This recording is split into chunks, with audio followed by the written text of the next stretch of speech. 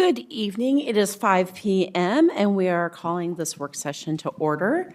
It is a special meeting of the Kent School District Board, which is held in public to comply with the Open Public Meetings Act. The purpose of this special meeting is a policy work session. First, we will call roll call for attendance. I will call each board member's name, and if present, they will say present. Director Farah is absent and excused. Director Song? Present. Director Clark? Present. Vice President Cook? Here. And I am present. Okay. I am going to take just a moment to wish a happy birthday to Mr. Hunter. Thank you. Thanks, Pam. We are so glad that you chose us to celebrate your birthday with. Happy to be here. Wonderful. And the next I'm going to call on Superintendent Vela to kick us off. Thank you, President Margell. Welcome back. Hope everybody had a great break. I want to just go ahead and turn it over to Mr. Hunter to go ahead and get us started for this evening. Thank you. President Margell, members of the board, Superintendent Vela, Ms. Curry, first of all, Happy New Year. When I'm asked how we are addressing the recruiting and hiring challenges, my response is that we are not just sitting around, right, admiring the problem. I also provide some strategies that we've deployed over the years that I've been here in terms of working together to address the challenge. And then I also follow it by providing some examples of what we're doing, classroom visits in terms of trying to take advantage of the diversity that's within our school district, visiting classrooms, highlighting some of the poignant parts of becoming an educator out there in the community, right? You're going to hear a lot of that this evening as we provide an overview of our strategic strategies addressing our recruiting and hiring challenges that are in alignment with Goal 4 of the strategic plan, which is investing in a diverse workforce and inclusive workplace cultures, which is done by, and I'm not sure if we have, if you want to go to the next one. So the Goal 4, which is we accomplish our strategic goal plans of Goal 4 by hiring and supporting a diverse workforce, creating a culture of staff belonging, supporting staff connections and inclusive spaces, and cultivating effective leadership that support innovative ideas and best practice. Just as critical to the implementation of Goal 4 of the strategic plan and our recruiting and hiring efforts is the health of our staff. At this time, I'm going to turn it over to Director of Employment Support, Bree Adams, who will provide kind of an update on where we are with Board Policy 5515. Thank you, Damon. So just a quick refresher on what the committee is. So I help facilitate the Workforce Wellness Committee, which is in support of Board Policy 5515, Workforce Secondary Traumatic Stress. It is comprised of representatives from various groups to include our principals, teachers, paraeducators, administrative assistants, and our non-represented staff. We do meet periodically throughout the year to discuss different wellness initiatives. At the end of last school year, we were awarded a $20,000 grant from the Alliance for a Healthier Generation to help support these goals. For our proposal, our three main goals were to increase awareness and utilization of existing mental health resources, increase opportunities for staff gratitude, and increase ratings of staff belonging on our annual staff climate survey. So one of the biggest things that we launched this year that we're very proud of is a series of micro-learning sessions hosted through both First Choice Health, who is our vendor for our employee assistance program, as well as the Alliance for a Healthier Generation. So between the two, we we actually just wrapped up one about 15 minutes ago, 10 different courses throughout the course of the year, different wellness topics, going all the way from self-care to gratitude, emotional intelligence, which is what today's session was. Each course is offered twice at two different times of 2 different days of the week at different times to allow for maximum participation. All of these are virtual. The grant is funding the First Choice Health courses, and the Alliance for a Healthier Generation is offering those to us at no cost. And the second initiative that kicked off this year was the first Wednesday of every month. If you are part of the KSD All Staff, we have a Wellness Wednesday email that comes out. It is due today. That'll be next on my agenda before I go to bed tonight. That highlights a featured resource, again, to kind of get with our first goal of our proposal is just increase the awareness and utilization of our existing resources, because as we saw with our EAP, our utilization was about 3% when our committee formed. I think we're already up to almost 5% in a short amount of time, so that's exciting to see. And also just having other opportunities to engage with the EAP so people know what it is, what's out there, kind of get rid of some of the myths about it. But it has been exciting to see this year. And with that, I'll turn it over to Irene Aguilar. Okay, thank you, Bree. So I'll go ahead and go into the hiring piece for the 2024-2025 school year. Okay. So one of the most frequently asked questions from candidates is, what are you looking for in a candidate? So what our hiring managers are looking for are for candidates who view diversity as an asset, have the appropriate certification and endorsements for the positions.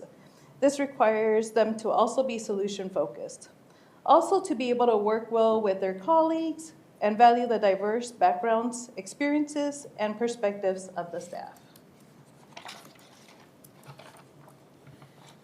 So KSD is one of the most diverse school districts. So from 2020 to 2023, our certificated staff of color rose from 17.8 to 20.8%. That is a 3% increase.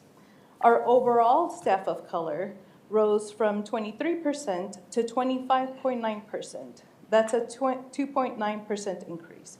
So that is over the past 4 years. The average age for our staff members is 47, and our female population is at 74.4%. So during the 2023-2024 school year, 306 certificated staff were hired. This includes new hires, rehires, and transfers. So to date, for the 2024-2025 school year, we have hired 190 certificated staff. So in human resources, we utilize frontline. Oh, 1 second. So the vacancy fill rate for all certificated positions is, the graph is a comparison of the filled to vacant positions. So to date, the vacancy fill rate is at 89.24, and this is for all of our positions. So in human resources, we utilize Frontline to gather candidate applications. So Frontline was implemented at the end of February 2024. There have been 2,756 applications submitted, with the majority having a Washington address. So we are set to recruit virtually this upcoming year in hopes to attract more applicants from other states. So as Mr. Hunter mentioned, the question has been asked, what is being done to address the challenges of hard-to-fill positions? So up next, I will go through the cycle of year-round recruitment in Kent School District. So there are different recruiting strategies that are occurring on a day-to-day basis, from a student teacher in one of our Grow Your Own programs through our professional development operations team, to a student teaching with a university partnership applying for a position, to a substitute who is ready to move on from a temporary to a permanent position. And also during our new employee orientations, we make a call out to our staff to share open positions with friends, families, and neighbors. So multiple things are happening simultaneously. So when a candidate fills out an application, they have the option to let us know how they found out about Kent School District. Here are the different sources that we use to advertise our positions. Our number one source continues to be word of mouth. So this could be by sharing a posting with a friend, a neighbor, relatives, or simply someone that you talk to. So we have a saying here in Kent School District that everyone is a recruiter, and this holds true to date. So with the saying that everyone is a recruiter, this year we had the KEA leadership join us at both the Kent Lake and Kentwood career fairs. So we partner with different labor groups and our certificated staff through fairs and school visits. So our recruitment season begins in the fall with open houses, ice cream socials, and then we send out postcards, which I'll have some for you at the end, and hold a student-teacher night. So in late winter to early spring, this is the busiest time for recruitment. So during this time, students are getting ready to complete their program and deciding what their next steps are. So the recruitment fairs are a combination of both in-person and virtual fairs.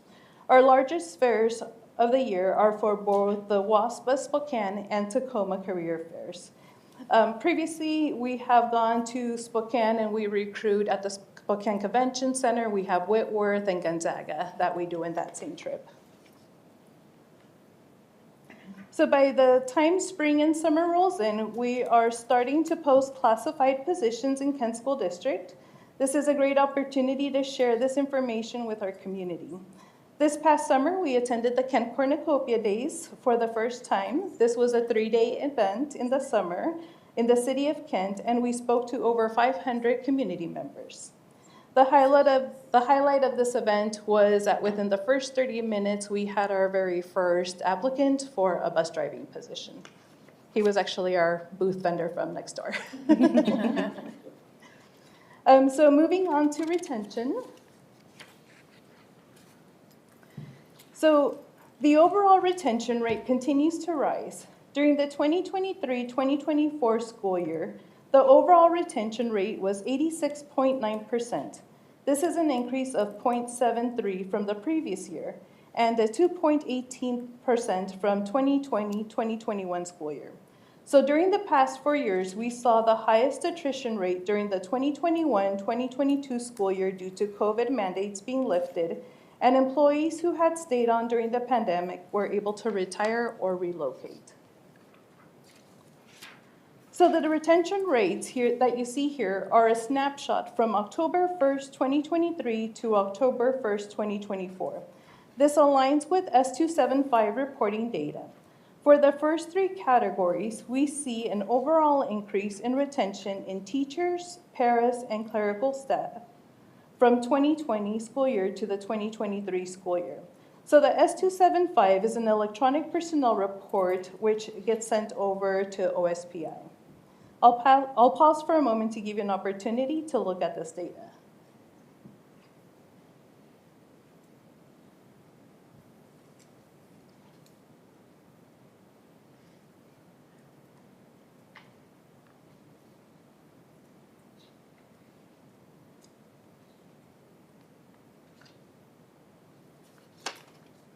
So we see the same correlation with demographics retention for the first 3 groups, which are our American Alaskan Native, Asian, and our Black population. So there was an increase from the 2020-2021 school year to the 2023-2024 school year. Again, I will pause a moment to give you an opportunity to look at this data.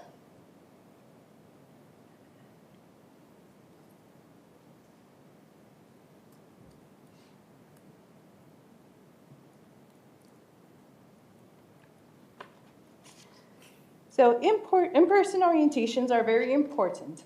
During this time, new and returning staff members can connect with staff that can help guide them through those initial questions they may have when starting a new position.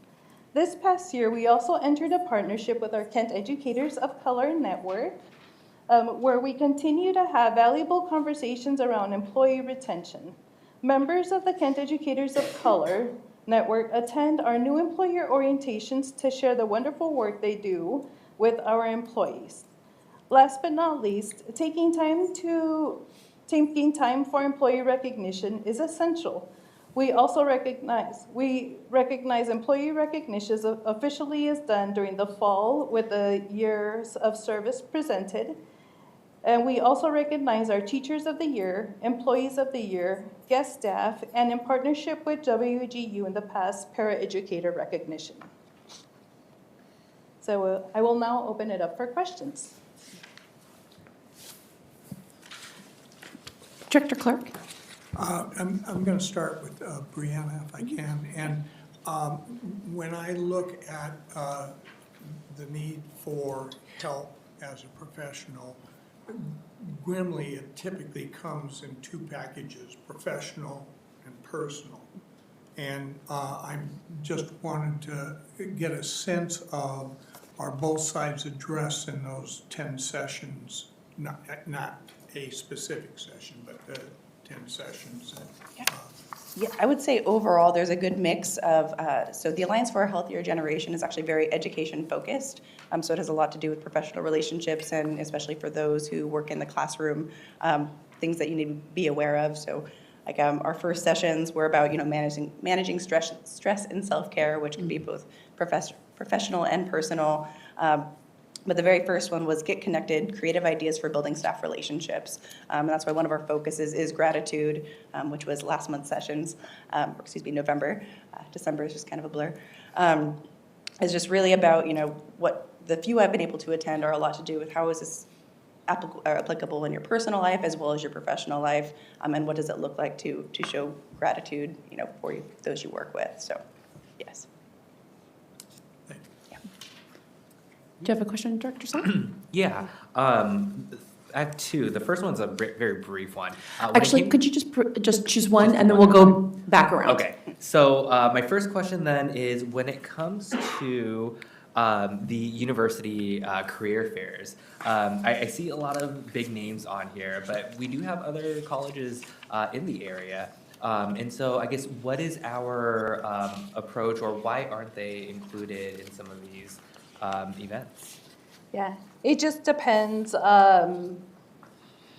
For example, there are certain universities that have certain programs that align with what we're looking for. Every year, what I do is, just as a recruitment season is starting up again, just researching, are there new programs that are starting at new universities? Yeah. So it's just, we continue to add on. The latest one that we had added was, it's in Eastern Washington. Heritage University, because they have a multilingual program, and we had a contact over there. But it's just continuing. After COVID, the universities kind of revamped some of their programs. Again, there were some universities that we were attending, and when we attended the career fairs, they were no longer aligning to specifically what we were looking for. So it's just been reassessing the universities. Oh, okay. Yeah. Thank you. Director Cook? Yeah, I was wondering, do we have numbers on the neighboring districts and how they're doing with these same metrics? We don't currently look at neighboring districts. However, we can find that out. But when we are putting together our plan in terms of the areas that are in need for us to fill, we start with our data and then go from there, right, in building out our plan. But certainly, Director Cook, we can take a look at other districts to see kind of how they're proceeding as well. Yeah, my question, I guess, has to do with, I just am curious what they're doing, if they're doing better than us, or if they're doing worse than us. If they're doing worse than us, maybe we can give them some pointers. If they're doing better than us, maybe they can give us some pointers and kind of get around that idea. So we certainly share ideas, right? We're all competing for the same limited resource, human resource, I should say. But we certainly talk to one another. We typically don't share each other's data, right? We're focused on our data, but we're always open for ideas in terms of what we can do differently and better. Always open for ideas. If we were to maybe ask the districts that are not local, like not necessarily the neighboring districts, but districts that are far enough away that no one would choose to work in our district versus their district, and that sort of thing, it might be a better way for us to get that data, because they're not going to be wary, because of that very reason, but I understand that. I appreciate it if you're able to get some more information like that. And I Thank you. can add a little bit on to Yeah. that. I actually attend the PSESD meetings where we do have different school districts, our neighboring school districts mostly, that attend there. And just being a recruiter, you get to see the same recruiters kind of at the different events, right? So it does give us an opportunity to have just conversations. I will say, like on the para piece, we were all struggling, and just yesterday we had, there's different types of meetings that we go to where we have that opportunity to just speak to that, and there have been surveys, questionnaires, just on, and what are you doing, and what are you doing? I want to say that the one from about a year and a half ago, that's where you started seeing maybe a lot more of our neighboring districts and ourselves get out into the community a lot more, because funding was different, COVID, so we were all trying to navigate just recruitment changes. after COVID. What were candidates comfortable with? What weren't they comfortable with? What are you gonna be doing? Are you gonna ask your team to mask up? Everything. So it definitely, it helps being in that network to be able to ask those questions. Thank you. Appreciate it. Yeah. First, just a comment on being in the community. It's fun to see how many of the parents go through and end up becoming teachers. And just a shout out to your team and how wonderful that program is, and really that individualized, what I've heard of working with parents of, okay, what are you looking for? What are you looking for in the college? And making that happen. So then our parents become part of our district. So I've had some really good comments from parents about that great process and the work that your team is doing. I wish I could remember her name to do a specific shout out. Miss Kim Cushman, she's actually right there. Yes, it's Kim Cushman. That's exactly right. Yes, okay, shout out.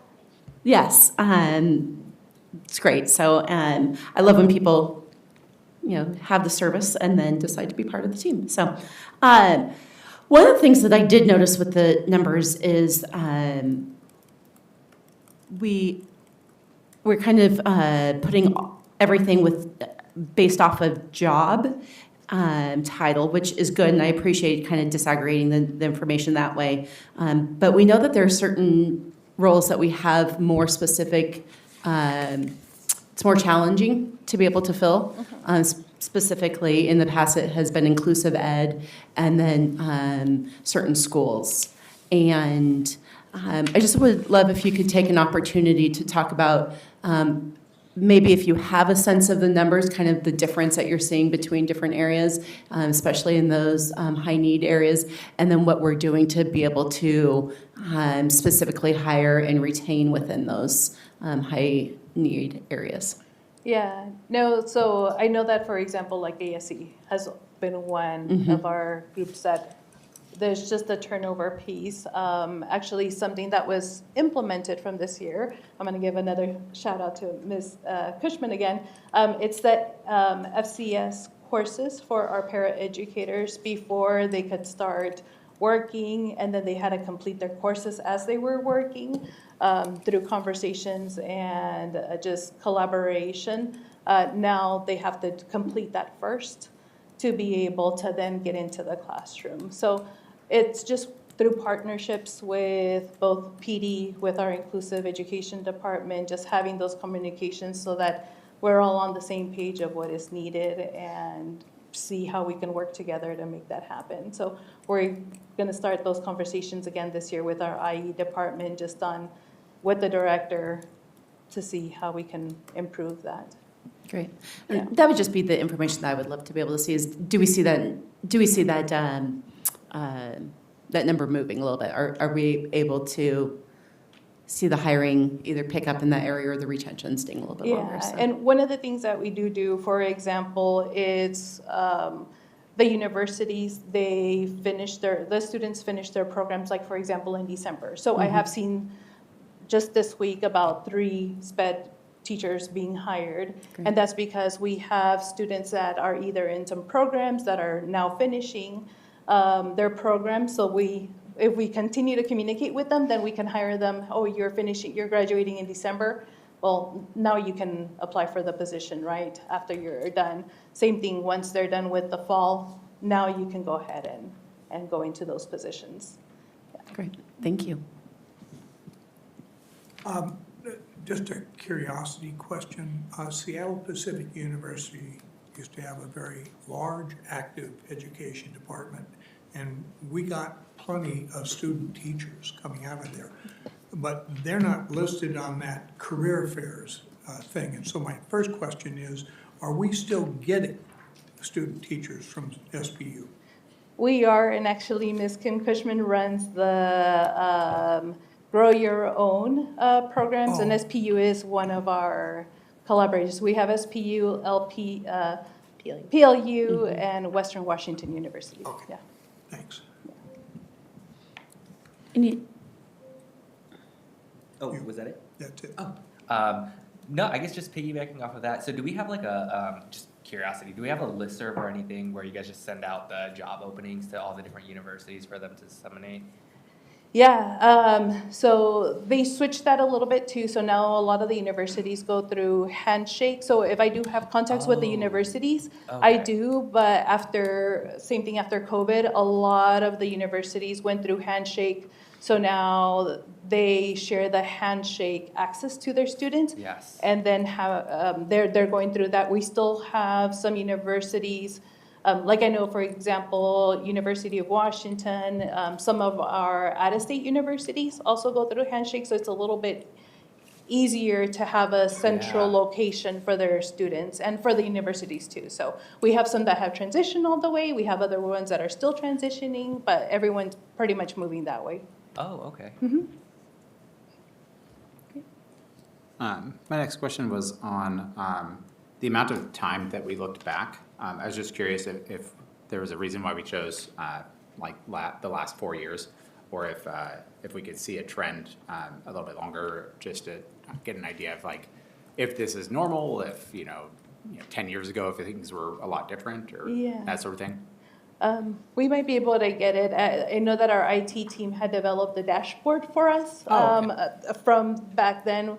And we just switched systems once again, so we're trying to develop that Yeah. as well. So that's as far as Okay. I had just from when the dashboard was developed, but Yeah, we that's can fine. try to see. Director Cook, are there specific years that you're, I just am curious on trending. If the trends over the past, decade have been one way or the other. I feel like once you get past a decade, it gets like things are so different that it may not be very helpful. But just 4 years feels kind of short to me. But that's all. I'm not saying anything was bad about it. I'm just saying that more data is always good for Yeah.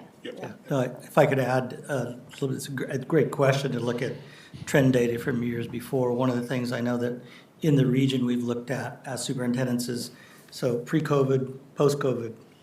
So what are some of the challenges and opportunities that we've all shared? And when you asked that question, Vice President Cook, I thought back of, it was not long ago where we were all competing for substitutes, if you recall. In fact, we had a strategy that we implemented to actually hire substitutes so that we could increase our fill rates. That's a challenge that districts had right after that. And you saw today, the fill rates, like we're doing really 89%, is that right? I think I saw high numbers there. It's like, that's a good sign for us. So I think of data as pre and post, and then always good to look back. Thank you. I appreciate you actually teeing up my question about vacancy fill rates. Could you, help me understand, it's a classroom, the number of classrooms that have an open teacher, and then how many that we're able to fill in that particular day? So it could be a substitute. This is not filling that role permanently.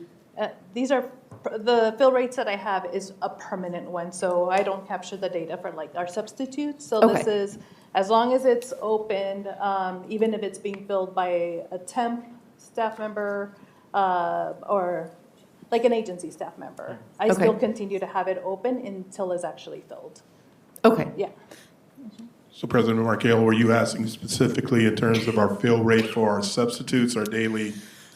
Well, it seemed, Sorry, and my question was going to be, can you explain vacancy fill rates? But superintendent, and maybe I got confused between the two different comments when we were talking about substitutes. And so then I was like, oh, is this actually the number of requests for classroom fill on the short term, or is this the long term? And so on this one, it is the long term. long There, term. we are needing a classified teacher, and we are now filling it with a classified teacher. Right, yeah, like the position is actually filled, yeah. Great, thank you.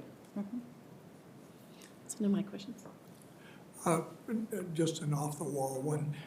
The Kent Lab Academy obviously created a very unique situation, both in terms of the alignment of classes being offered, but more specifically, bringing in interns from Tacoma. Tacoma, yeah. UW. And so have we been successful in actually getting some of those people hired? We have, I know one specifically from the last school, the last school year to this one that I was working with, that I know that, I think a counselor that was hired. Excellent, thank you. So this experience isn't related specifically to Kent, but I was helping a friend of mine actually apply for teaching positions. And this is more of an efficiency question. When it comes to all the different job sites and platforms where people can apply for these open teaching roles, one thing that I noticed helping her out with a particular school district was the redundancy and the difficulties with applying through the portals, where I guess for my side, it's like, why do I have to submit my resume with all of my information and then on the next page type everything into these boxes? So it seemed like there was just a lot of redundancies with that. Is our process similar, or are there ways to optimize the way that we, I guess, develop that template for how applicants apply for these roles? Yeah. Yeah, so, when we launched Frontline, that was something that we looked at, was tried to limit unnecessary things. There were some things we took out when we made the transition from our previous platform, Talent Ed. We do still have the upload your resume as a requirement and the listing of your information. Sometimes we get one, sometimes we get both. But it is something that we do have the ability to look at. We just want to make sure we're getting all of the information. I will say what is nice with the switch to this system is when you're applying for jobs, if there's 10 elementary jobs and you're just really looking for an elementary job, you can select all of those on the first screen of these are all the jobs I want to apply for, and hit go, and your application goes, and you're only filling it out once. And then you still have an active profile, and all of that information stays. So same thing when you log back in, unless you're applying for a job with potentially different qualifications, then it might add a page, and so you have to go in and add those specific details if you're applying across different union groups. And that's through our platform, right? Like, so say you guys posted a position on LinkedIn. Will it just redirect them to that site, or It reroutes because it some back, companies, yeah. you know, there's like apply through LinkedIn, and Yeah. then you don't realize that you also have to apply through the platform or the official portal. Yeah. So is that kind of how It it's automatically structured right routes now? you back Okay. to our KSD website, yeah, or the actual site to apply. Oh. Okay, thank you. Yeah. So I was also wondering, have we asked our employees why they're staying? So, you know, like as far as like those climate surveys and that sort of stuff, but broken down specifically by, you know, long-term employees, you know, medium-term employees and short-term employees, and why. Because I feel like the long-term employees are likely to stay, right? Like they've been here, if they've been here 20 years, they're probably going to be here until they're done, whatever that means for them. But those short-term and medium-term employees, like if we're still, because those are the ones that I feel like we need to really focus on trying to find ways to encourage them to stay. Because if they're the ones that are leaving, which I'm guessing they are, I mean, I don't have the data on that obviously, but I'm guessing that those are the ones that are typically going to be leaving. What is it that is making them stay? Like the ones that do, you know, why is it you're staying? Is it because of, you know, staff that you were working for, or the staff that you work with, or those sorts of things? And just kind of get an idea of like how we can maybe put pressure towards those things that people are already saying that, yeah, I like this about the district. And then, you know, of course, maybe we accidentally do something different and, you know, we have an exodus of, you know, 100 employees because all of them are like, that was the thing I was staying for, right? But we didn't know. And so I was just wondering if we have that data. Yeah. Go ahead. So Director Cook, so we do have a process in terms of finding out from employees, our staff that are leaving us, we do have a process, and I read, we have a two-pronged approach to that, if you will. One is when they separate from the district, there is an anonymous via the system Skyward and Q Now. Microsoft form, but. Yeah. That they can go in and answer questions in terms of why they are exiting, right? And then the second part to that, or second prong to that is that I offer and I go through and read each and every, right, exit interview, and then I share it with the appropriate supervisor, administrator, for the purpose of us reflecting in terms of what we're hearing, because individuals, especially when it's anonymous, they're pretty honest as to why they are leaving the Kent School District, right? We don't hide from that. I share it with, after reading, I share it with the appropriate supervisor for the purpose of reflecting. The second part, there are those that are asking for an in-person exit interview. And I have an open door policy with that as well. And again, same process. When I'm hearing the feedback, sharing it with the appropriate supervisor, reflecting, making whatever changes we can to the system to encourage individuals to stay with KSD. Do we send, like, this is just an idea, but do we send them like self-addressed stamped envelopes to send us back something? I know that's kind of a bit of another thing. I just know it.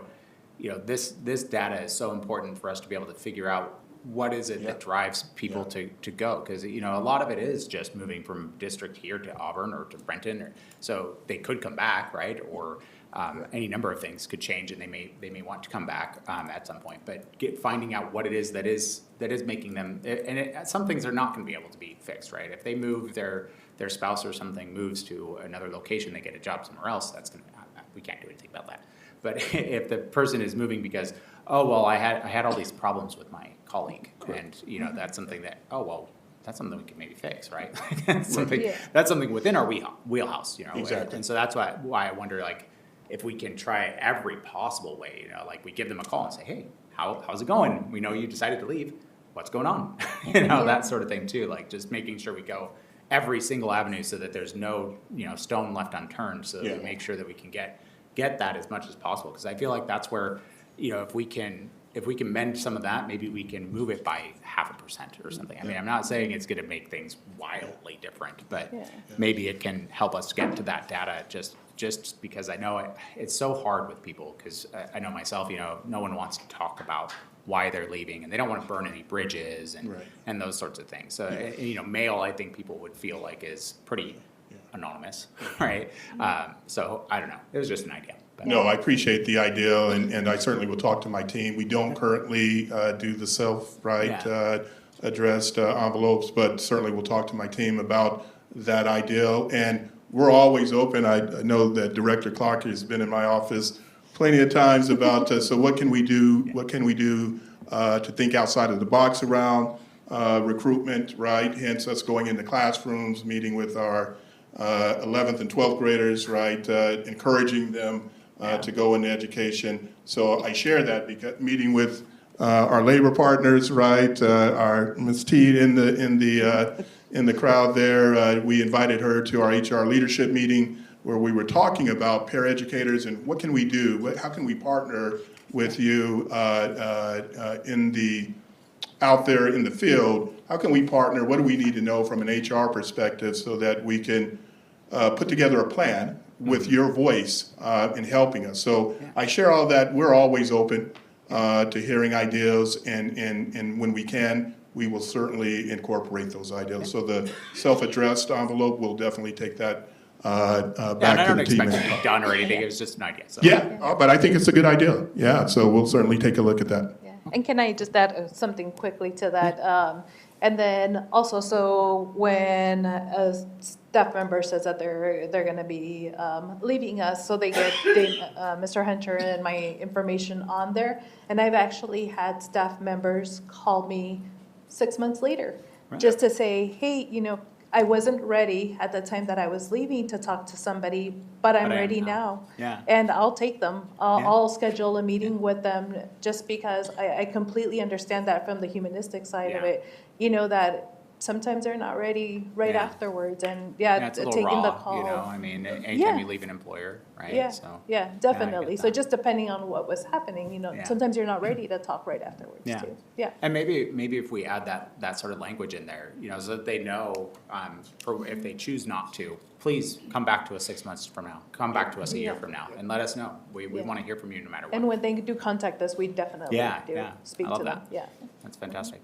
And I think the word is out there that HR, we really do take this serious Yeah. in terms of wanting to hear from you. Yeah.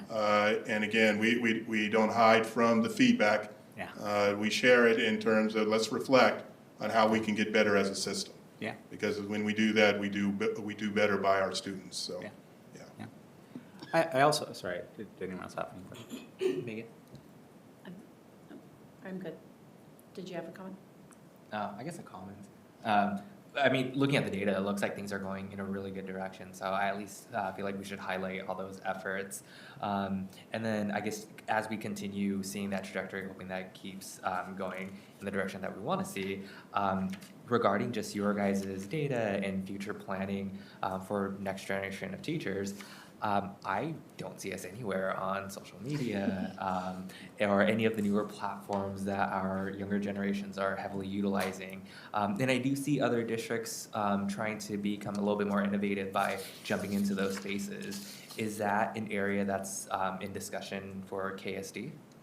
Yeah, definitely. I know that we've had staff members that have helped us in the past, like from our media site, but we'll make sure to get them back looped in. We've had some sites that kind of went dormant, and we're trying to get them all back up and running. Yeah. Yeah. Yeah. Thank you. So I was really glad to see the, like the conversion rates that we're seeing from, our substitutes and stuff going into being permanent teachers, and that sort of stuff. I was wondering, like, how do we get, I guess, like, how do we encourage that more, right? Like, and I guess, it's good to know that we have them doing that, but I also wonder, like, are we, delving into that a little bit and seeing, like, what kind of information can we get from them? Like, why are you choosing to not move into a permanent position if it's available and you've been offered, right? Like, is there probably some people that are just, they don't want to work permanently? Like myself, I've been subbing in the districts around here, and I have no interest in being a permanent teacher, so at the moment at least. But I assume, some are, and if they are, what's holding you back here? Or what's holding you back from becoming a permanent teacher? And maybe you can't do full-time, and that's maybe something we can work with and say, oh, well, if you can't do full-time, let's see what we can do in half-time, or we can do something that works with your schedule in some other way. Because I know my wife and I've heard of other teachers, of course, when my wife took off, half-time for a year, so that she could help care for our child, and I, did the other side of it, and that sort of stuff. But I just wonder if we can maybe try to lean into some of that to help bolster some of those numbers a little bit. But I am really happy to see that we're making as much progress on that as we are already.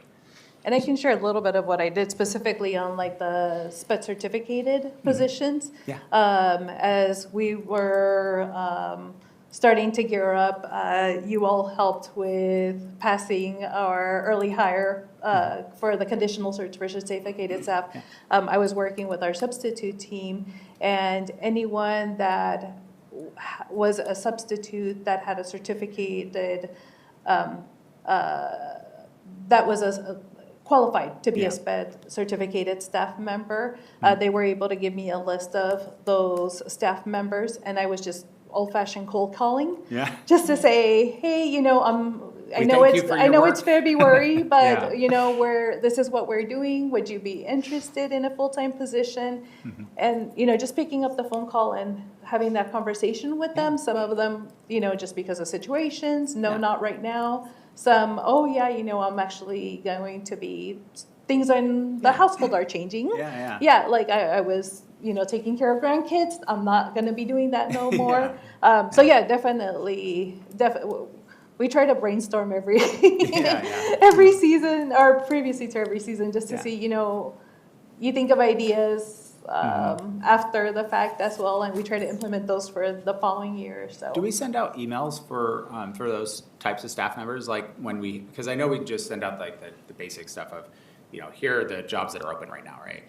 But doing maybe more targeted for those employees that are substitutes and stuff that maybe especially if they are already, qualified Yeah. in special education especially, but Yeah. in any position, right, if we can try to target that somewhat, because we have so much data on them already, right?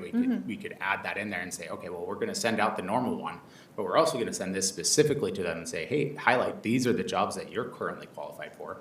I would imagine, maybe our IT team can work with us on that, like to be able to make it so it's not so cumbersome, because I would imagine, you don't have time to sit there and Yeah. research all 2,000 of our teachers, right? And figure out who has what qualifications and all that, and then try and match that up or whatever. Yeah. But if we could do that somehow, systemically, I think that might be a way for us to And at I least think- get it in front of people, right? Yeah, and I think that our substitute team does a wonderful job, that if they do. Yeah. Because they're talking to them periodically also, that if they do hear somebody, I sit about less than 3 feet away from them. So you hear a they- lot anyway. They definitely let me Yeah. know, and vice versa, if we have a student teacher that is getting ready to finish Yeah. up and they want to do substituting while they're finishing up their schooling, Yeah. same thing. It's a lot of collaboration within great. our own department, where within AI different can come in. departments. Yeah, right? Yeah. If I can piggyback on what Irene has just shared, and I think it goes back, President Margell, in terms of what you asked around those hard-to-fill IE positions. So we, Dr. Behringer and I, this is not fully baked, I'm just sharing this because we've been in conversation and partnership with KEA regarding an apprenticeship program where we met with Ms. T and the KAP leadership to say, so again, what can we be doing differently to address, the recruitment and retention of our paras at the time. And the thing that we heard loud and clear was around support and training, right? Because that's a big issue for us. And so Dr. Behringer and I entered into a conversation, a partnership, if you will, with KEA and WEA around this whole concept of an apprenticeship, where it does just that. We're focusing on our substitutes, identifying substitutes who would like to become special ed IE teachers, and then also our paraeducators, right, that would like to kind of pursue becoming a special ed teacher as well. So more to come on that, but again, it kind of goes back to that concept. We're always open to listening. We're asking the question in terms of, so what can we do differently? What should we be thinking about? That's more to come in terms of the apprenticeship. We're excited about that. And again, more to come. I just want to add a really rich conversation that this is, that some of our best recruiters really are, and method is word of mouth from our own staff and parents who actually just approach either our HR or our principals, you name it, that network is out there, and it's great to be able to get that. And the other thing I wanted to point out is that we talked about hard to fill areas. For our secondary principals, there are subject area at times that are critical to a master schedule.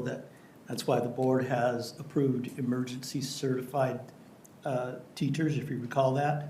And so you've done that, and you're actually also helping that, not only for IE, but really in the math, science areas for secondary is critical to us. And so it takes all of us to work together, so. Yeah, Director Cook brought up one thing that I kept forgetting to ask over the year. So my friend in Ohio is a teacher, and they have a really cool program that has helped with their retention rates where they do classroom staff splitting. Is that something that we offer here in Kent? So for example, it mainly is sought out by teachers who are going on maternity and they want to spend time with their children. Ohio's different because they don't give parental leave, which I think is wild. But what they do instead is, with the approval of the superintendent, 2 teachers can split a classroom and share days and hours. Yes. Is that something that we do here in Kent? Yes, it is called job sharing. It is Okay. in our CBA with KEA. So as long as both teachers and the principal agree, Yeah. that's something that can occur. It's one of the few reasons we can approve it. It can happen for more than 1 year in a row, as long as we agree by a certain point in the year. But Oh, yep, okay, great. absolutely. And yep, Never we have mind. everybody take a leave, so that way you're still guaranteed your full-time position when you are ready to come back. Yeah, Oh, perfect. That's exactly, so like, just in case anyone's paying attention and wants to know, my wife did exactly that. She worked an entire year where she worked Mondays, or, no, she worked every other Wednesday and Thursday and Friday. And then did it on the other days, or vice versa, because my schedule was very strange, so, because I had different days off than she did. But that was really helpful, because it allowed us to, manage things financially, but also kept her working, right? And working towards her retirement and stuff, so it was really good. No, thank you. I wasn't aware of that. Yeah. The other piece that got me to think, Vice President Cook, that not only for our teachers, our paraprofessionals, also when you look at the hours that are available, sometimes it's because of the family setting that, the 4 hours are specific to the morning. They have to be off, maybe potentially to greet a child to come home, or, there's different dynamics out there. And that is also too where our building principals often will hear from staff, hey, if only we had, or here's someone that has a 4-year degree right now, and but they right now want to be in this kind of a role as a paraprofessional. But you can bet that we know that they have the degree, and we're going to make sure that when it's right time for them, to be able to make sure they stay here in Kent, so. Awesome. Thank you, guys. Thank you. That's all my questions. I appreciate it. Good. Great. It is 5:51, and we are going to adjourn we're adjourning our work session for an executive session that is approximately 30 minutes. The purpose of this executive session is to discuss the performance of a public employee, potential litigation, and the legal or financial risk of a course of action. We will return at 6 p.m. And if I may also, just really quick as we I'm sorry. wrap up. Sorry, 6:30. 6:30. 6:30. As we wrap up, also thank the team for all the work they have done. Also thank the staff, who some are here today, and those who are not here, because there are more that are not in this room today that have supported all the efforts that we've done over the last 5-6 years, and we're on a great path. Thank you. Thank you very much.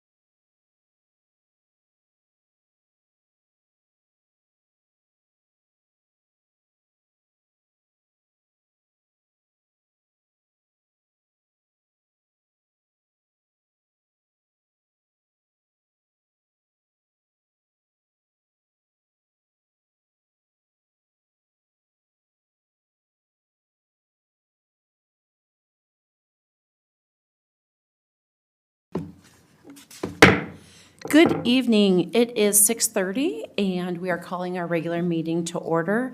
We did adjourn our executive session at 6:17 PM.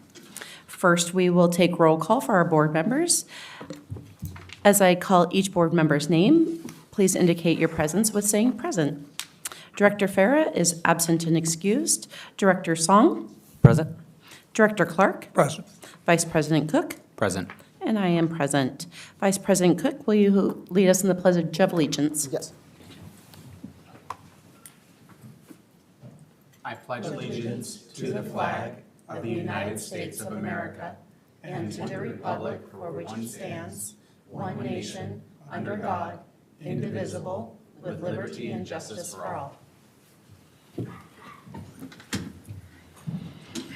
Good evening, and welcome to all of us who are joining us for our first meeting of the board in 2025, and all of those who are joining online. This is a meeting of the Kent School District Board, which is held in public to comply with the Open Public Meetings Act. We welcome the public's participation in the board meeting and thank those of you who have come to this meeting and those who are viewing via our live stream. The purpose of a board meeting is for the board to conduct its business in public.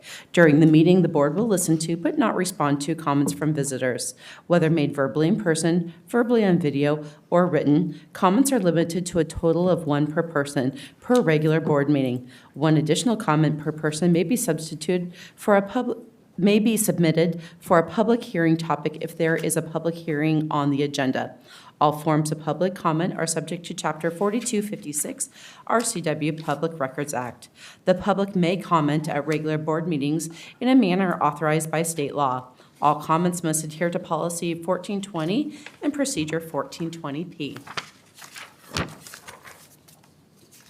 If you wish to make a comment to the board, comment forms are available for completion prior to the meeting and must be turned in no later than the beginning of the legislative report. No forms will be accepted once this report has begun. Comments are limited to 3 minutes. Public comments will be heard after the agenda review. Students will be given the opportunity to speak first during the student voice portion of the agenda, which takes place immediately following this opening. General public comments from non-students will be heard during preliminary communication from the audience. Any remaining comments, whether from students or non-students, will be heard at specific agenda items and during the final communication from the audience. Student comments will be heard first on any topic. Please state your first and last name prior to beginning your testimony. Abuse of public comments personally directed towards the board, staff, or students will not be tolerated. The use of specific names or personally identifiable information of board, staff, or students is not allowed. Board members or KSD staff members may interrupt or terminate an individual statement when not adhering to Procedure 1420P.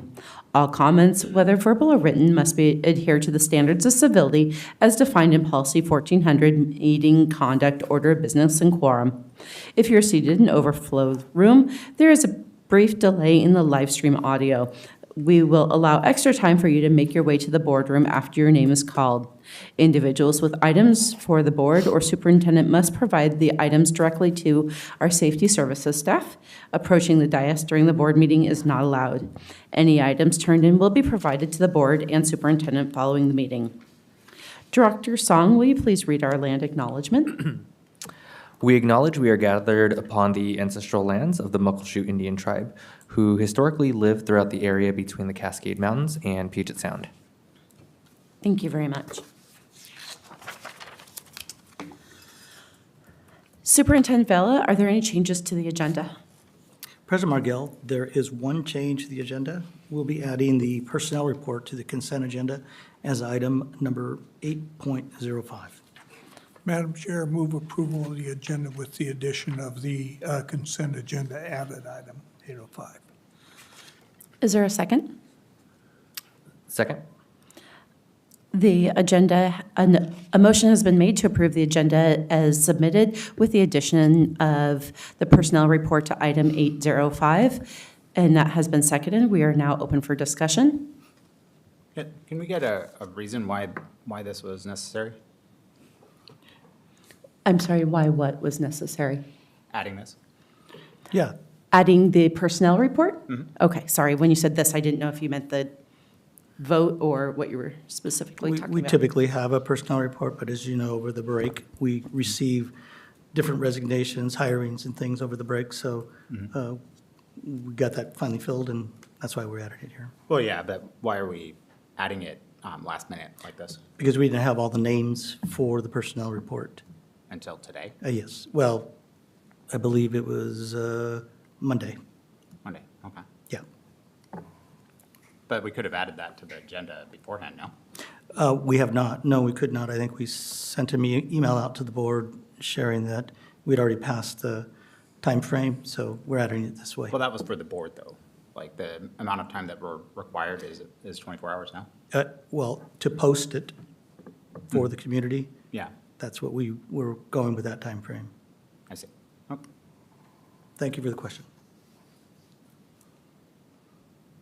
Seeing no additional comments or questions, a motion has been made on the floor to approve the agenda as presented with the addition of 8.05, the personnel report. All those in favor, please raise your right hand and say aye. Aye. Aye. The motion passes 4-0. Ms. Antello, do we have student public comments?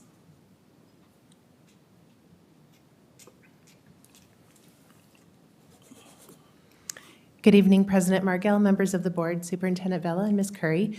There are no student comments submitted. No comments have been submitted at this time, either present and none submitted online. And since I have you up here, are we, same thing for our non-student comments? None. Zero. Okay. 0 comments have been submitted at this time. Perfect. Thank you very much. You're welcome.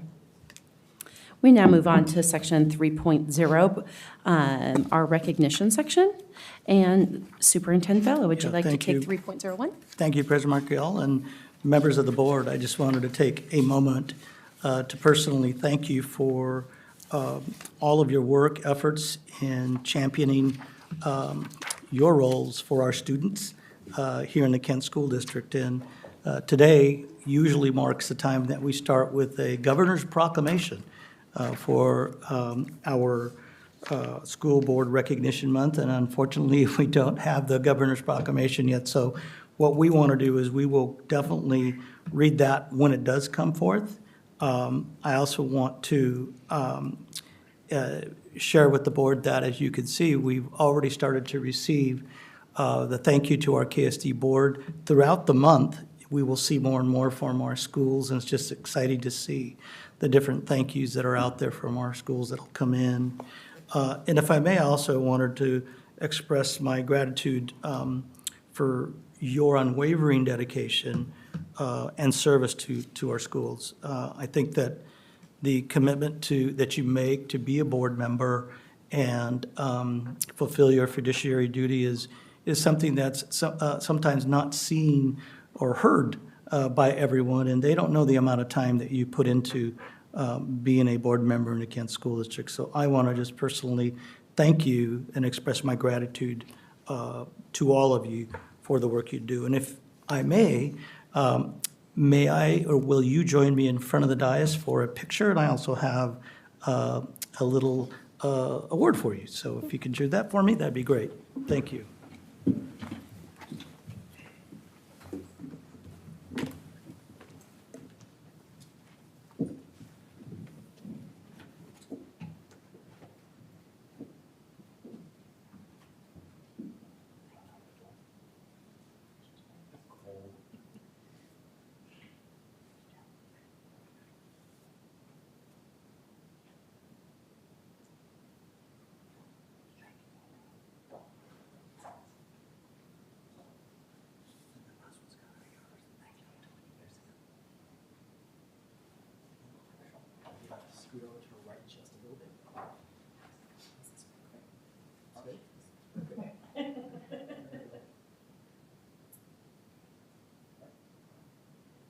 And 3, 1, 2, 3. Take a couple more.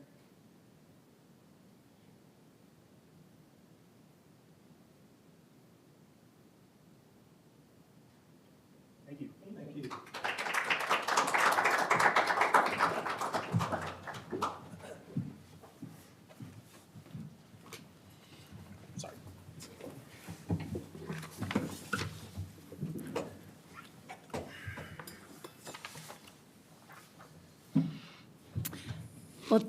Thank you very much. I know it is a pleasure to be able to serve within this district. Our next proclamation, Director Clark, could you please take our proclamation for National Mentoring Month? Sure. Whereas the Kent School District recognizes that its success depends upon ensuring all students succeed in school and reach their full potential in life, and realizes that students need a solid foundation of support that will help them become well-educated, competent, and productive citizens. And whereas mentoring is a proven effective strategy that helps students by matching them with a caring, responsible adult who can provide guidance and direction and build their confidence. And whereas research shows that mentoring has beneficial and long-term effects for students by increasing their chances of high school graduation and college attendance and decreasing the likelihood of substance abuse and other risky behaviors. And whereas mentoring strengthens our community's economic and social well-being by helping students fulfill their potential while helping maintain healthy families and promoting more vibrant communities. And whereas National Mentoring Month is an opportunity to raise public awareness of the importance of mentoring, recognize the dedicated individuals who serve as mentors, and encourage more citizens to help build a brighter future for Kent's youth through mentoring. Therefore, now be it resolved that the Kent School District Board of Directors proclaims January 2025 as National Mentoring Month, and urges all citizens to recognize the importance of mentoring and to look for opportunities to serve as mentors in their communities. And Superintendent Veld, I believe we have a major helpmate in this particular realm. Could you say something about communities and schools? Yes, absolutely. For board members who have not been able to attend our Community and Schools breakfast, I invite you early. I believe it's in March. At least we've had that in the spring. Great turnout always, and lots of the fundraising that's done goes directly to our mentoring program within our Communities and Schools. And one of the great things that we get to experience during that breakfast, we actually hear from the mentors and the mentees. It's always a wonderful time to listen to some of our mentees. In fact, some of our mentors have been mentees themselves, and it's great to see that support and pipeline within the Kent School District. So with that, I'll say, again, I invite you to our Community and Schools breakfast, which directly impacts this proclamation. Thank you, Director Clark. Thank you very much. As indicated on earlier comment, we have no preliminary comments, and so we move right to section 5.01. So Superintendent Vale, if you would give us your superintendent report. Absolutely. Thank you, President Margell. Again, I just want to welcome everyone back from a winter break. I hope everyone had a restful time with family and friends, and also time to relax and refresh and ready ourselves to continue the important work of educating our students here in the Kent School District. And like as mentioned earlier, this is School Board Appreciation Month, and we'll have more schools that'll be contributing to many of the thank yous you'll see in our boardroom. So I encourage you to, if you have a moment, to stop by the boardroom throughout the next few weeks. We'll keep putting them up as they come in. And then lastly, just that your efforts that you put into being a board member here in the Kent School District is so critical to the success of our students in ensuring high-quality education for them. So again, thank you for your tireless dedication and for putting students first. And as I just shared earlier, January is also National Mentoring Month, and extending our deepest gratitude for the incredible support of our community-based organizations, not only communities and schools. We have other community-based partners that probably not as robust, but also provide for that area, and community members provide for our students.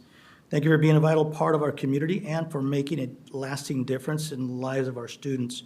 Your efforts are deeply appreciated, and we are grateful for your continued support. Tomorrow morning, bright and early, we'll be meeting with our leadership team, and we'll be presenting to the team a set of resources that are designed to address and support many of the immigration concerns that are coming in from our community. And we will be reviewing current board policy and procedures as well, along with sharing resources regarding sensitive locations, and that includes our schools. So our leaders will be receiving some additional resources in that area. We'll also be sharing some talking points for our administrators and our staff to enhance their support of students and families. Oftentimes, because of the relationship they have with our staff, they often will ask questions. If they feel they have a great relationship with them and trust, they'll ask questions about what do I do? And so that was one reason why we're sharing this information. And we're also sharing information on related or potential disruptions that may occur in the school environment. We have in there mental health services, maintaining a safe and inclusive environment, and ensuring access to public education, regardless of citizenship, is the goal of this information that we'll be sharing tomorrow morning. I'll make sure that we provide some of that in our board weekly as well, so you can see specifically what we'll be sharing. Upcoming, we have, please join us for the Community Connect, this chat with the superintendent on January 14th at Meeker Middle School cafeteria from 5 to 6. Wanted to take this time for those community members, staff, and even students we get that have attended the first two that we've had. I appreciate it. And the last one, thank you to President Margell and Vice President Cook for also attending. Recall we braved the branches and trees, and that was the beginning of the cyclone storm, and that was a sight to see. But thank you for those who did attend. And we look forward to connecting with the KST community members in the remaining chats. This concludes my report. Thank you, President Margell. Thank you very much. We now move on to our legislative update. It'll be very short. Obviously, they have now opened the new legislative session, and it's 105 days. But the thing that's unique this time around is the change in various leadership statewide offices. You'll have a new governor for the first time in 12 years, a new attorney general for the first time in 8. You have superintendent of public lands, first time in 8, and an insurance commissioner for the first time in 20 years. But the significance of that, of course, is the beginning of the money chase starts with the governor's budget. And that one, of course, is actually prepared by the outgoing governor. So it's nothing more than a starting point. But the problem, as virtually everybody knows, is the revenue shortfall that's been predicted is still a major block that has to be overcome in some fashion. And that's my report. Oh, and of course, we get further training as legislative reps. So I have the honor of going to SeaTac, one of the hotels, with the superintendent to begin my 2-day training on how to go to the state legislature. Thank you. And if I may, I believe that the time is Saturday from 3:30 p.m. till 8 p.m. and Sunday 7:15 a.m. until noon. That's correct. And I just wanted to see, I believe that Andy, had you indicated that you would be also interested in the legislative? Oh, yes. Okay, so I invite you, if you would like to, that we can sign you up to be able to participate in that too. Oh, I would love to. Yeah. Okay, We can send the information, and then we'll make sure we do the confirmation. great, thank you. Just to put it out there that, because I did not say it earlier, and my apologies, is that all remaining comment cards need to be dropped into the blue box. I didn't see anybody running over there to do that, but we are now closed for adding any additional comment cards. Great. We now move on to section 7.0, discussion and approval. Is there a motion on the floor? Move approval of 701, board member resignation. Second.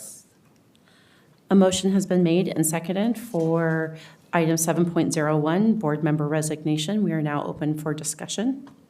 I'm really sad to see that our good friend Awali Farrar is not going to stay with us, as he has been a very loyal member of this board, an enthusiastic supporter of the students, staff, and the workings of this district, and has tried to be a very active member in the guidance of that, and keeping us, of course, among other things, sensitive to our minority populations so that we don't lose people or let them fall through the cracks. And he's been a great public servant. So I have a question here, because in the wording on this, it says, "The board shall then accept the resignation by formal action and declare the board position vacant unless the resignation is withdrawn anytime prior to the board's action." As far as I understand, the fact that he wrote in his message that it was effective immediately means that we cannot allow him to withdraw. That's my understanding, at least based on our policy. Is that incorrect? The question I would say is moot, as he is not asked to have it Okay. removed. Yeah, and I would say that your board policy is you do take action like you're doing in this one. That actually is the action to accept it. I see. I just didn't, the understanding that I had was that unless the person resigning added a date that they were going to at a later time, that they cannot remove that resignation request, that they are effectively resigned as they sent it in. Is my understanding of that policy incorrect? Yeah, I'll have Mr. Leonard just speak to that. Thank you. Thank you for the question, President Margell, members of the board. There is a timing question as to, like, if someone sent an email and then immediately said, I don't want to resign, do they have the legal authority without board action to declare the position vacant? And as I read Board Policy 1114, it does say that the board will acknowledge the resignation at the next regular scheduled board meeting. It does have language that you're correct, Vice President Cook, that says if it's at a later date, but that's a situation in which they submit a resignation, I'm still going to attend the meeting, and I'm resigning like February 1st. And that's not the situation we have here. But to the academic question as to whether or not the resignation is effective, the time he sent the email, our interpretation, how we've interpreted this before, it's when the board accepts that resignation, which would be today. Okay. I'm going to take a look at that again. Which one was it? 1114? 1114. Okay. I just wanted to take a look at it here. So it says, upon receipt of a director's written resignation, the board will acknowledge and announce the resignation at its next regularly scheduled meeting. The resignation will be effective immediately unless otherwise noted. Our interpretation means, in that case, upon action of the board, accepts the resignation, as opposed to a future date like February 1st. Okay, I understand that, but he actually specified that it was effective immediately in his email. Yeah, I guess it comes down to a question of what authority. I want the board appoints, the board is in charge of all decisions, and it's a decision that needs to be made. I cannot imagine a circumstance in which a board would not accept a resignation. In fact, it says will acknowledge, and so I think it's contemplated that the board would accept the resignation, but I do think it requires action of the board to declare that position vacant. And again, simply sending an email by itself, I don't think compels the board to take action unless the board officially takes action, which you will be doing with this vote right now. That, to me, that's a little, I guess, concerning, just because if we are going to accept his resignation from email now, we've had no other communications from him. So why would it make any difference whether that's then or now? Like, right now, we have the same amount of information and the same amount of, I guess, communication from Director Farrar. So why would it be different today than it would be from then? Like, that's my concern, is that, and it has to do with the concern of the timeline that we have, because as far as I know, we have 90 days from the date of resignation. And as we have a very litigious society, if we ended up getting somehow in a place where we pass that 90 days from the date that he sent his resignation, and and not when we accepted it, but he states that it's effective immediately, and we are accepting that resignation today, are we accepting that resignation minus that part? And if we are, how do we do that without having his communication saying that, actually, I meant it for today's date of January 8th, 2025?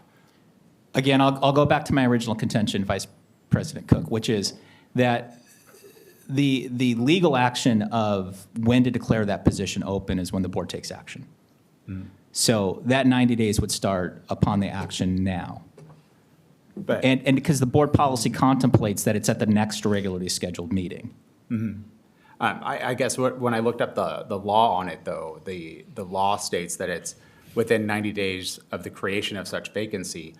But if he's stating that his resignation is effective immediately, and that's on December 13th, and we accept that communication as the standard communication that we are going to use to make our determination, is that going to hold up in court if we get to a point where someone decides to say, hey, you went past 90 days, and we're now 95 days in, or whatever, and we think we're doing the right thing by following for today, but it's actually like his email was from back then. I don't know what that. The more legally defensible position is when the board takes action, not when, I mean, he could have been mistaken and said September 1st, 2023. His words are not what declared the position open. Yes, it's a resignation, but it still has to be considered and acknowledged by the board at the next regularly scheduled meeting. That's not only in board policy, that's in state law. I see. I guess maybe we want to review the policy just based on the fact that the resignation will be effective immediately unless otherwise stated. And to me, that means that it's effective immediately when they decide they've resigned, because they're no longer, he hasn't done any additional work, I don't believe, since then, Well, correct? none of the board has. We haven't had a meeting since then. Well, I understand, but I'm saying he hasn't done anything additional throughout that period, and neither have we, but we could have, or he could have. And that's where I guess I'm concerned with, like, if we leave this alone and don't ever address this, is there going to be a chance that someone, resigns, then does some sort of action afterward? They do something as a board member, and then now they've created this situation where the board hasn't acknowledged it, but they said they resigned as of that day, and the staff doesn't know, okay, well, he resigned, he says he's resigned, and he's said that, but he didn't act, like, we're not going to accept it until we go to our next meeting. And so are we able to expect him to still be doing things during that period? If another board member resigns, like, I want it to be as clear and clean as we can, and it seems to me that it's not. And that's my concern, I guess. And if you're saying that it makes no difference.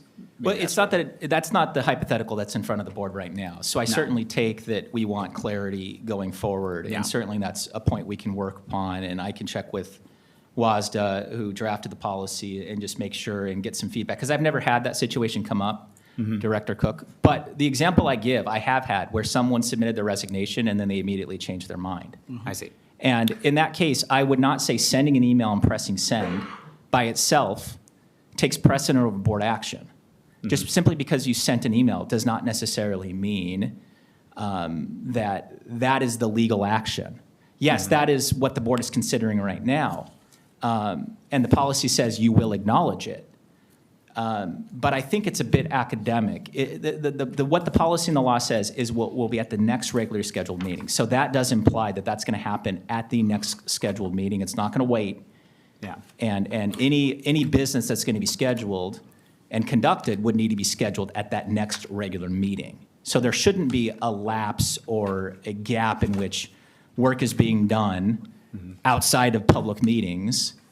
It's contemplated to happen at the next regular meeting. And if I may, Vice President Cook, I just thought of this. In our personnel reports, we often, you'll have where you take action on resignations that are also listed in personnel reports. We have different dates that staff will tell us they're doing things, and we have had rescinding of resignations in that. But the action is the board accepted it. I believe we would do it in consent. But that's just an example. I'll ask Mr. Leonard, that is a process that the board also. Yeah, that is follows. correct. And on the employee side, that happens quite a bit until the board takes action on it. And to your example, let's say you asked if whether or not we would be legally exposed if we only stood upon the resignation, or if we didn't stand on the resignation and something were to happen to challenge it. I'm more concerned if we were relying solely upon the email without the board taking action. Because at least because we appoint a director by vote, and I would say I would want everything to happen by vote. And I would want that to be happen in the open. I mean, it's possible that if a board member sent an email, the public wouldn't even know about it. But for, you all communicating on other arena, it's possible that if it just sent to the superintendent, the public wouldn't even know. So this is the opportunity, the public knows. And how do we know that, and this is just me working in IT, how do we know that he sent it? I spoke to Director Farah, and I am But you're- comfortable that this You're one is- member of a 5-member board, so you can't do anything on your own. You can't even, we can't just take your word for it. We can't take anyone's word for it. He's not here to say so. He didn't say so during the meeting that he was present at.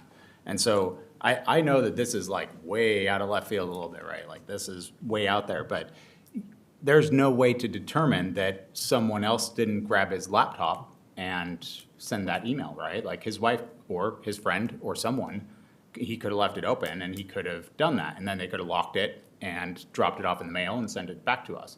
And no one is any the wiser because he's maybe out of the country or something. And, there's a lot of what ifs in there, but that's why I think it's important we either accept his resignation as stated or we don't.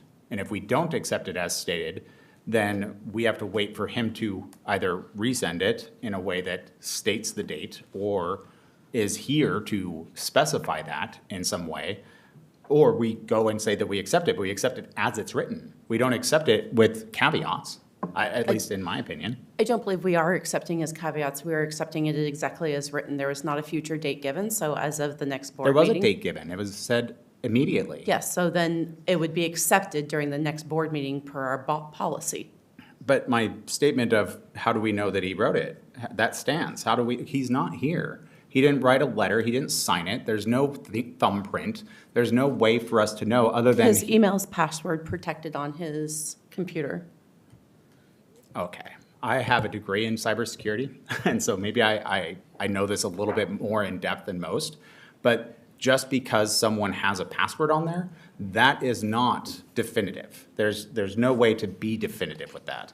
And in a court case, that would never stand up because your email is not a way for you to say this is definitively that person. You can't say that. So definitively is a matter of degree. But for electronic signature, for electronic acceptance, in court, email is a viable way of sending correspondence back and forth to courts between attorneys.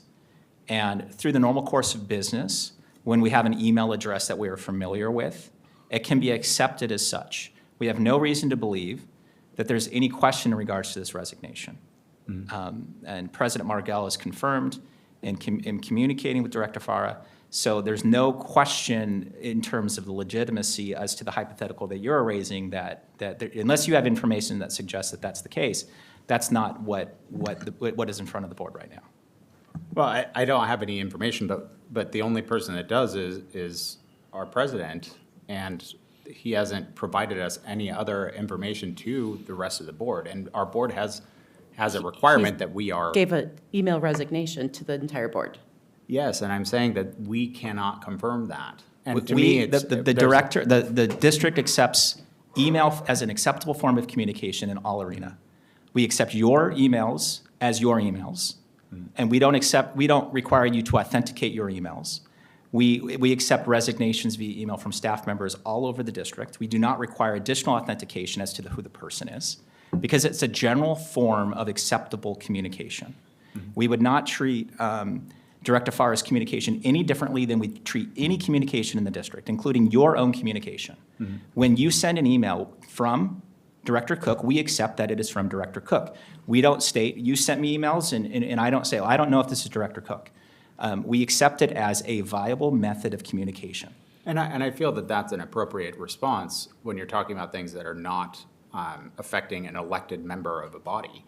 Like this is a little bit of a bigger problem than I sent something telling you I want chicken for lunch. Like to me, there's a bit of a difference there. It is not a difference that's recognized anywhere in law, in statute, or in policy. There's nothing in law and statute or policy that requires that a resignation not be done via email, that it has to be, like you said, by fingerprint, by certified mail, or any other method.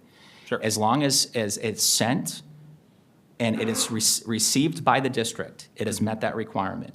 And I don't have any information that suggests that the resignation of the board member is not legitimate, and that is what's in front of the board today. Okay, so I guess one of the things, I know that officially he can't resign until we say it's okay. Is that your argument? It says will acknowledge. So the board acknowledges the resignation at the next official board meeting. That is what your policy and state law says. And then when it states that if we, like it, because it says that there's a part in here, should the board fail to fill the vacancy within 90 days from the creation of such vacancy, has there ever been a time that you're aware of that has ever been tested? Like that 90 days has actually been a problem? Actually has been a problem, not in the Kent School District that I'm aware of. Okay, but I mean statewide.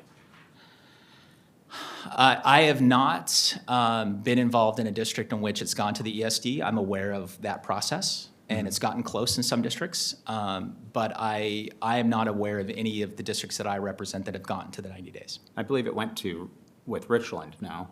I don't represent Richland, so I can't speak to that. Okay.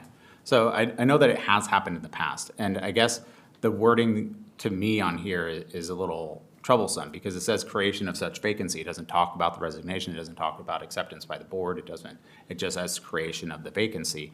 And given that there's been no further communication and that it states that it's effective immediately, to me, that means that's when it starts. And I know the board says otherwise, but this part here is not specific enough to state that what we're doing here is what starts that timeline. I'm just worried about that timeline because I don't want us to get into an issue where we have some sort of fight on our hands with someone else because of it. And I don't know that we won't move with a quickness of sorts to make sure that this gets handled as quickly as possible. But if we were to run up against that and people started fighting it, it could end up causing our board to delay the period in which we have 4 board members and no longer have an ability to have a majority, definitively at least. You know, with a 3-member board or a 5-member board, we can work no matter what. But with a 4-member board, there can be times where it is going to be 2-2, and that means there's nothing done. And that's my concern, is I do not want that period of time to be extended anywhere past absolutely necessary. The 90-day requirement, certainly my guidance to the board would be, and I've governed and helped boards appoint new members in many instances, is the outermost limit. And if you look at the record of the Kent School District appointing board members, it's been well within the 90 days. It's not gotten close. I see. And so, look, in no way is anyone suggesting that we delay the appointment of a board member. In fact, our process here would be proceeding as quickly as possible in order to get a board member here for that very reason. It's very rare that we go beyond even 30 days. So I think that the board's going to be moving quickly to a point, and that would be my recommendation for the very reasons that you suggest.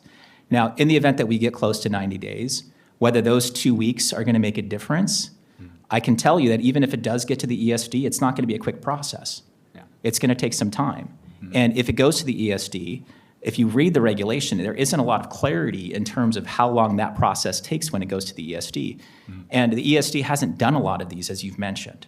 And so at the end of the day, I don't think there'll be any substantive difference in regards to when a board member would be placed if we were to say the vacancy started when the email was sent versus the email for when the board took action. Okay. I guess the reason I was concerned about this is that it is 25 days from when we received it.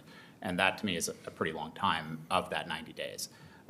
It's a good portion of that, and that's my concern. But we can move on because obviously we don't need to spend all this time on this. Thank you. I appreciate your help. So what are the next steps after we vote on, I guess, accepting or acknowledging the resignation? This is my first time going through this, so I'm just curious to learn what do we do next? Yep. So tomorrow, a notice will be placed on our website along with a media release that will be opening up our vacancy and it with the information of whom is eligible and along with how to be able to submit consideration. That will open up and begin tomorrow, Wednesday, January 8th. And the applications, that will be announced Wednesday, January 8th, which is today. Applications open Thursday, January 9th. And giving just a little over 3 weeks, closing Friday, January 31st at 5 p.m., giving people plenty of time to be able to consider and get that information in. Okay, and then I kind of watched kind of the Seattle's process through this last year. So then we get the applicants, we interview, we hear them, we vote. What happens if there's just a split vote? There is an outlined process that was already alluded to. Mr. Leonard, if you want to share if it does get to that. Hopefully, let's say. Yeah, if it's like a 50-50. We look forward to having, hopefully, somebody that's unanimously chosen. Absolutely. So state law and board policy requires that a majority seat a new board member. Okay, so a 2-1 would not be sufficient. Let's just say there were 3 board members present. A 2-1 would not. You need 3 votes in order to place a new board member, okay? And so if there's conversations and back and forth related to multiple candidates, it would require 3 yes votes. And I would direct the board to continue to work until we find a candidate that can get 3 yes votes. In the event that we can't, and we are stalemated, and let's heaven forbid that that's not the case, but in the event there is a process outlined in law, Vice President Cook made reference to it. It's 90 days. If we're unable to, we go to the ESD, and the ESD will appoint. It will be outside of the board's hands. The ESD will appoint based on those applicants. And probably the ones that, had 2 2s, just guessing that would be the way it would split. If we can't get 3, it'd be a 2-2, right? It would go to the ESD. Again, hasn't happened much in this state, but it is possible. Certainly, I would advise the board to do all we can. I would want that decision to be made by the board. I think it's best for the board to make the decision and not the ESD. Thank you. And then our goal is to have a candidate sworn in before the end of February. Yeah, that sounds great. Thank you so much. Yes. Thank you. Seeing no further questions or comments, a motion is on the floor and it's been seconded for approval of item 7.01, board member resignation. All those in favor, please raise your right hand and say aye. Aye. The motion passes 4-0. Is there a motion on the floor? Move approval of 702 gifts. Is there a second? Oh, second. A motion has been made and seconded for approval of item 7.02, gifts, donations, and/or memorials acceptance. We are now open for discussion. I'm really pleased to report significant support for some of our schools for opportunities for young people. Like Young's Elementary, their PTA raised $1,800 for transportation and entrance fees for the 3rd grade field trip, and an additional $897 for transportation and entrance fees for the 5th grade field trip. Covington Elementary received from the Covington PTA cash amount of $3,783.90 for the climbing wall installation, a wonderful addition at that building. And Kent Lake High School from One Time Sports received $615, and that was directed towards ASB officers and student leadership in the various clubs. And with that, Thank you. Are there any other schools that have climbing walls? I just hadn't even heard that we had any of those. I think offhand, I know that Meridian Elementary has one in their gym. There's a climbing wall. I'm not sure where this one's going, but I do know that. I think there are a few. I just thought it was a school. Yep. Seeing no further comment, there's been a motion made and seconded for approval of item 7.02, gifts, donations, and memorials acceptance. All those in favor, please raise your right hand and say aye. Aye. Aye. The motion passes 4-0. I move to approve item 7.03, second reading and approval of policy 2022, electronic resources and internet safety. second. A motion has been made and seconded for approval of item 7.03, second reading and approval of policy 2022, electronic resources and internet safety. We are now open for discussion. So I'm guessing that this is coming up due to some changes from WASDA and maybe law, is that correct? Yes, per our work session that we had, yes. Okay. Yep. All of the items, 7.03 through 7.06, were all part of our last work session. Yeah, I just know a lot of our community members don't pay attention to those necessarily. They're not as well attended as these are, and as you can see, there's not a lot of attendance here. Seeing as there's no further discussion, there's been a motion made and seconded for approval of 7.03. All those in favor, please raise your right hand and say aye. Aye. The motion passes 4-0. I motion to approve reading of 7.04, second reading and adoption of policy 2023, digital citizenship and media literacy. Second? A motion's been made and seconded for approval of item 7.04, second reading and adoption of policy 2023, digital citizenship and media literacy. We are now open for discussion. Seeing that there is none, all those in favor of approval of 7.04, please raise your right hand and say aye. Aye. Aye. The motion passes 4-0. Madam Chair, I move approval of 705, second reading and approval of policy 3530, fundraising activities involving students. Second? A motion has been made and seconded for approval of item 7.05, second reading and approval of policy 3530, fundraising activities involving students. We are now open for discussion. So I took a look at this one, and nothing major, but as far as the rules and regulations, I'm guessing that's all been done into the, the informational area, so the procedure has been updated with that already, is that correct? It looks to be. We will update the procedure once the board takes action on this policy revision. Okay, sounds good. Thank you. Seeing that there is no further discussion, there's a motion on the floor for approval of item 7.05. All those in favor, please raise your right hand and say aye. Aye. Aye. The motion passes 4-0. Madam move- Chair, go ahead. No, sure. I move to approve 7.06, second reading and approval of policy 5060, employee identification badge. Second.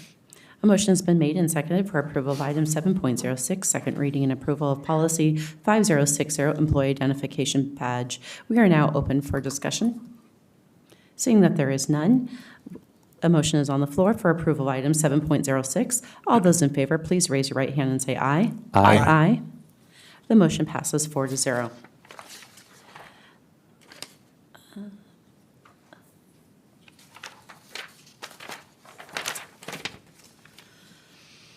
Is there a motion on the floor? We have now moved on to the consent agenda.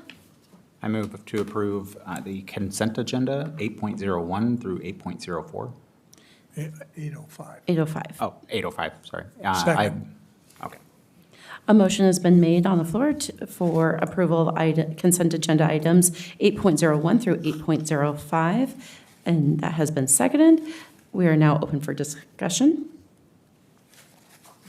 Seeing that there is none, A motion has been made to approve items 8.01 through 8.05. All those in favor, please raise your right hand and say aye. Aye. Aye.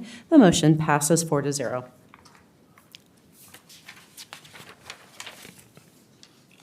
Informational items there are listed, including the procedures of the recently adopted items that we've had in the past that have now been accepted. There's no final communication from the audience, so we now move on to our board reports. Director Song. Sorry, I'm just jotting down my last notes. Welcome back to the school session again. Hopefully everybody had a great winter break. Welcome to the new school year. A couple things that I just wanted to highlight and acknowledge was one, as one of the board members here, with I guess my duties to embody dedication to community. I had the privilege of attending a community event with Superintendent Vela. What was it, last week? 2 weeks ago? Last week. One of those. One of those days. And just sticking with our commitment with building relationships with community members, lawmakers, and other public servants who are contributing to the work that we're doing. So again, that was a lot of fun, and I'm glad we had that opportunity. In addition with that, with my efforts to staying aligned with advancements in education, this December I participated some of our board meetings virtually. I was able to present my research on AI and education in China, and actually won an award for it. So hoping that I can connect with Dr. Kim. I know we've had some conversations about what the future of AI just looks like in general for KSD. So hoping to share some of my insights and things I've learned on the global scale. Every year, my husband and I choose a school district or a school to provide a scholarship. Last year was Tacoma School District. This year, we're going to go move forward with Kent School District. And so we're going to give 2 scholarships to seniors. I'll be sending that information out to the superintendent to distribute, but it's going to be just a cash scholarship. And the target audience for this are students, predominantly students of color who want to pursue a field in social work or mental health. Wanted to also do a thank you to Director Farah for his time, dedication, and everything that he's invested into KSD. And also to congratulate President Margell for another year, assisting, working with us, and helping guide our board towards hopefully another successful year. I feel like last year was great, and so looking forward to another good year, or at least ending on another good year. And also the congratulations to Vice President Cook. And lastly, during the meeting, I wanted to at least explain my behavior while shuffling through these. We got some thank you cards up here. And so I just wanted to make sure that I acknowledged and thanked the students at Kentridge for providing these letters, and that I read them and appreciate them and will take them with me. So thank you. That concludes my board report. Thank you very much, Director Song. Director Cook, or Clark, I'm sorry. In December, I was able to catch a basketball game for boys out at Kent Lake. And speaking of sports, the all league awards for the fall have come out, and there's more than I can list, but the player of the year in some of these sports is worth mentioning. At Kentwood High School for football, the offensive player of the year for the league was Antoine Lee. In golf at Kentwood, the player of the year was Callie Fong. In tennis, the Kentridge High School player of the year was Landon Fon. And I noticed that a Harper Harrelson Margell was a all-league swimmer. That she was. Congratulations to her mother. Pretty cool.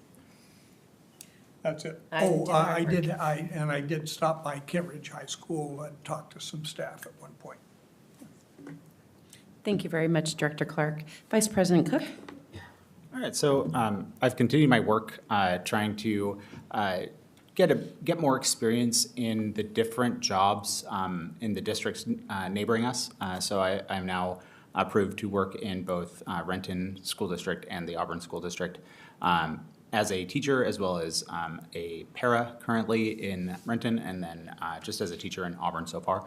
I'm also going to be doing as many of the jobs that I can. So I'm planning on doing nutrition services, janitorial, basically anything else that I'm qualified to do, I will try to do. So this is just so that I can get an idea of what it's like to work in education in these different roles. I think it's important for me to make better decisions, to understand them at a level that is important to me. It doesn't mean that I'm saying anyone else should be doing that or isn't doing that or anything like that. It's just something that, for me, I think is important.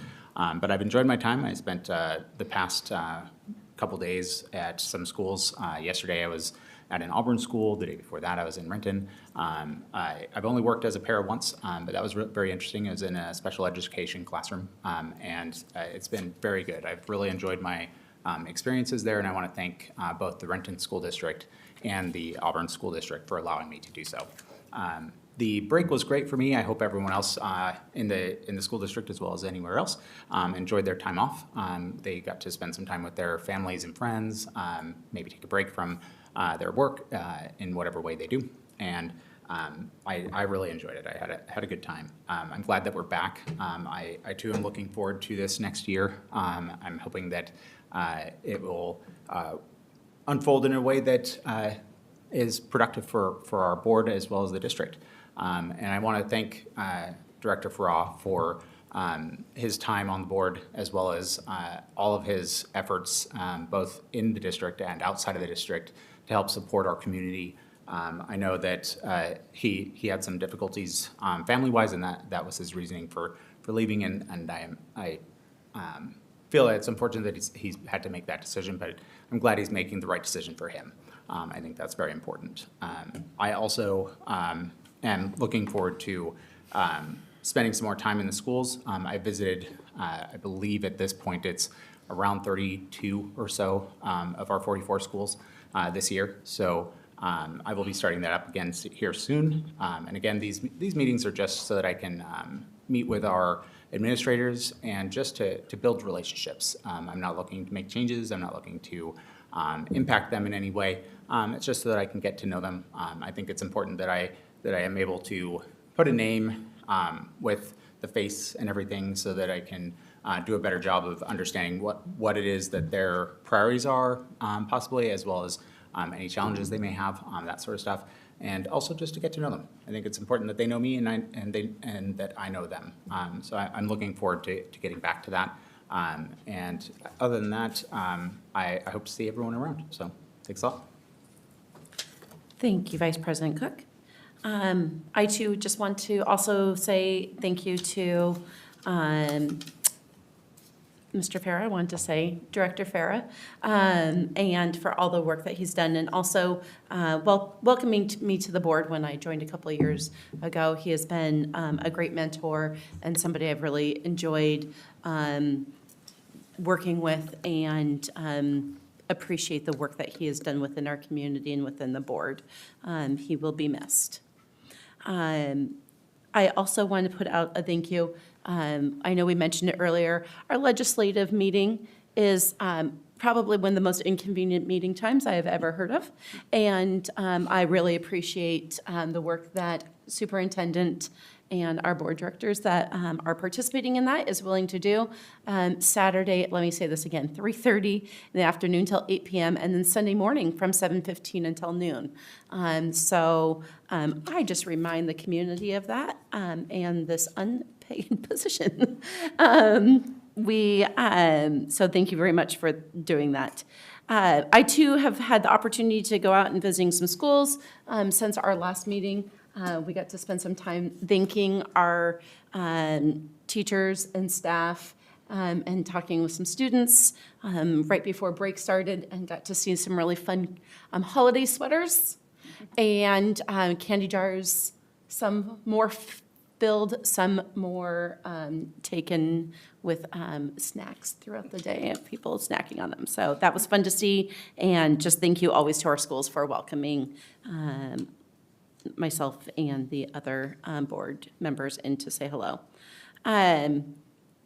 Let's see, coming up, Girls swim is done, but boys swim has started.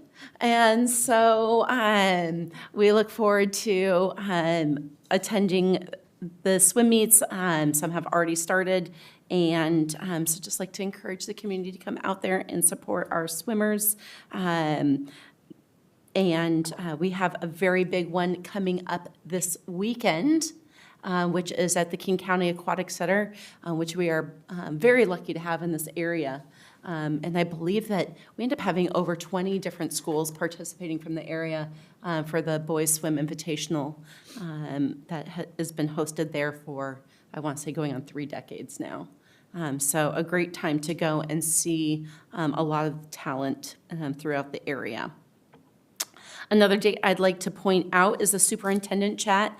I know that this was mentioned in the superintendent's report, but we are so blessed that our superintendent, our deputy superintendent take the time after a long day to be able to just have a very conversational chat with us.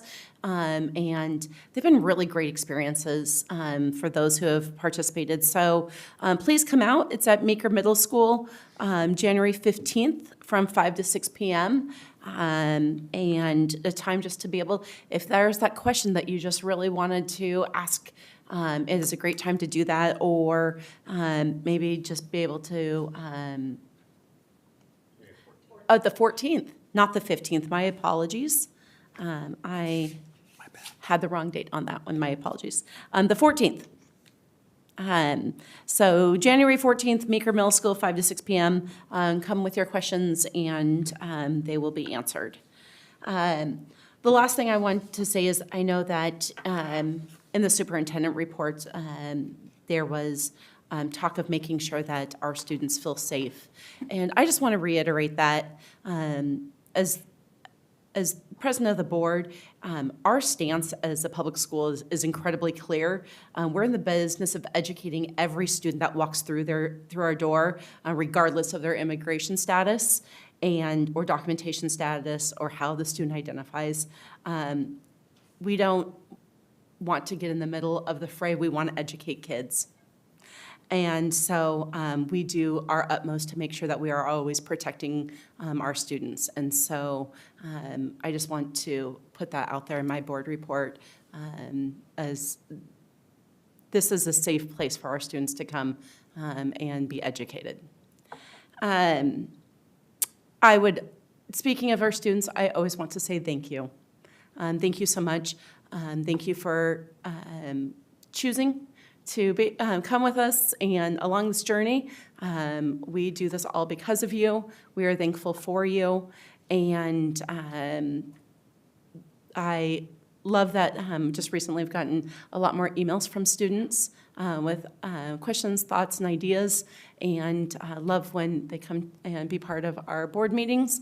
And so just, again, thank you for those who have commented, those ones who have not. And just we really appreciate you. So it is 7:33. And with that, we are adjourned.